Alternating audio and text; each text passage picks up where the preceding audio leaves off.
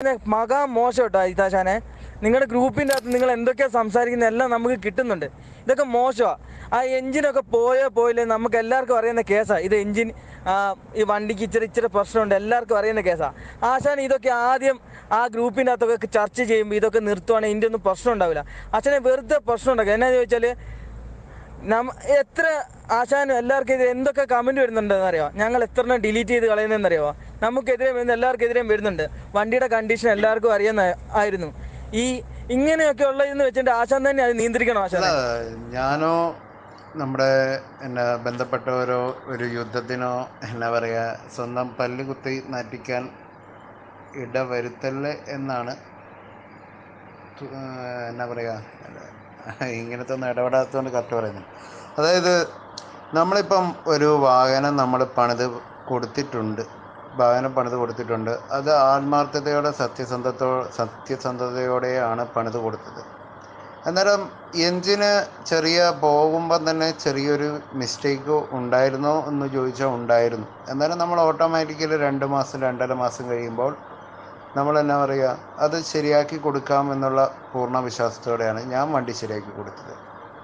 പക്ഷേ അത് പണിതപ്പോഴുള്ള കണ്ടീഷൻ എന്ന് പറഞ്ഞിട്ടുണ്ടെങ്കിൽ, വാൻ ലൈഫ് എന്ന് പറഞ്ഞാൽ എന്താണ്? അത് വാനിൽ ജീവിക്കുക എന്നുള്ളതാണ്.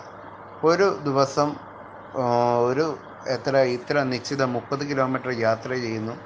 30 കിലോമീറ്ററിൽ നിന്ന് പിന്നെ 2-3 ദിവസം അവിടെ സ്റ്റേ ചെയ്യുന്നു, പിന്നെ യാത്ര ചെയ്യുന്നു. അങ്ങനെയൊക്കെ വണ്ടി പോകുന്നു എന്ന രീതിയിലാണ് ഞാൻ പണിത് കൊടുത്തത്. ആ ഇതിലാണ് ആത്മാർത്ഥതയോടെ പണിത് കൊടുത്ത വണ്ടിയാണ്. അന്നേരം അത് സംഭവിച്ചതെന്ന് വെച്ചാൽ ഇത് മറ്റേ ട്രെയിനില്ല, കുർള എക്സ്പ്രസ് പോകുന്ന പോലെ ജെറ്റ് പോലെ ഒറ്റ പോക്കാണ്. ഇത് മുമ്പിൽ പുറകെ വരുന്നവരെ പിടികൊടുക്കാത്തതാണോ എന്താണോ സംഭവം അറിയത്തില്ല, ഒറ്റപ്പോക്ക് പോയി.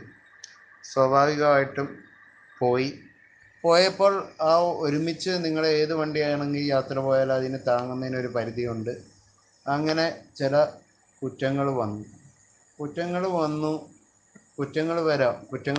നമ്മൾ തമ്മിലുള്ള ടേം ആൻഡ് കണ്ടീഷൻ എന്ന് പറഞ്ഞിട്ടുണ്ടെങ്കിൽ ആർക്കും അങ്ങോട്ടും ഒരു ഉപദ്രവം ചെയ്യാത്ത രീതിയിലായിരിക്കണം. അതായത് എൻ്റെ ഷോപ്പിലെ പണിക്കാരും എൻ്റെ ഫ്രണ്ട്സും എൻ്റെ സ്റ്റാഫ് എന്ന് പറയുന്നതാണ് എൻ്റെ ജീവൻ.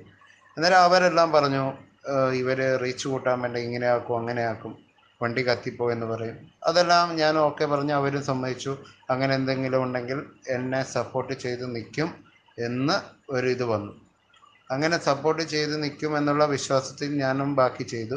എന്തോ ഇതായിക്കോട്ടെ, അത്യാവശ്യം നമ്മൾ സ്നേഹം കൊണ്ട് പണിത് കൊടുത്ത മുതലായാലും ആര് ഫ്രീ ആയിട്ട് കൊടുത്താലും ഒരു റെൻ്റേ വണ്ടി യൂസ് ചെയ്യുന്ന പോലത്തെ കെയർഫുള്ളായിട്ടാണ് യൂസിങ്ങും കാര്യങ്ങളും വരുന്നത്.